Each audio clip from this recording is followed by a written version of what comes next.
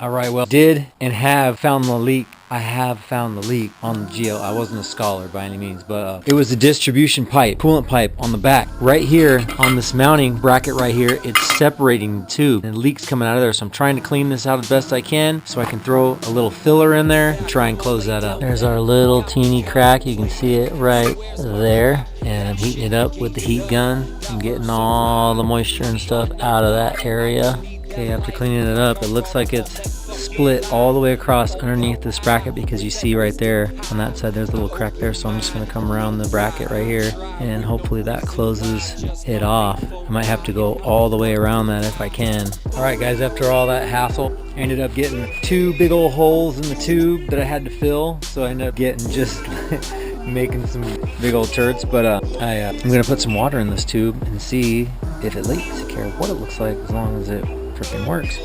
Then I don't have to try and like track down a junkyard part and all that junk. These cars are starting to get kind of extinct, so.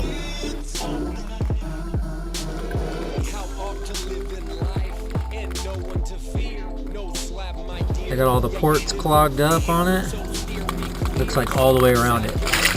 Is all you can hear. Now you. All right, I refused to give up on this. I thought we had it. I popped it in and it was leaking, same spot. So I just kept hitting it and hitting it, filling it up with water and checking it, and it was still seeping through. So I busted out the J to the B and put it on there, coated it up. We'll try it tomorrow, see how we do.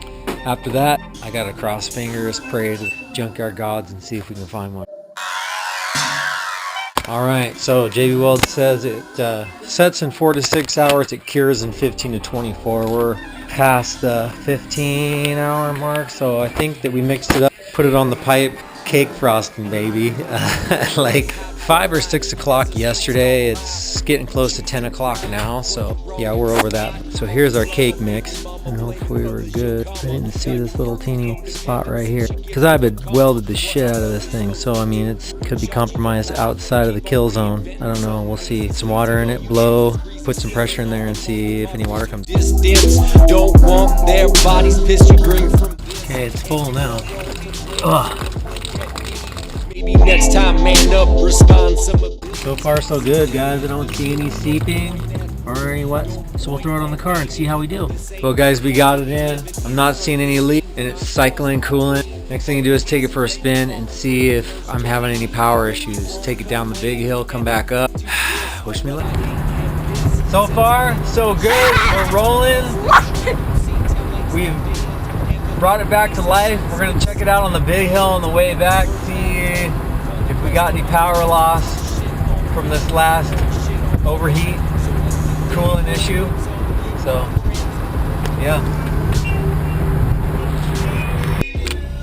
Well guys, we made it up the big hill and it's running better than it's ran in a long time. I'm figuring that crack in that pipe's been there since before I did the ring replacement, and so I've probably been rolling around on less than half coolant for some time.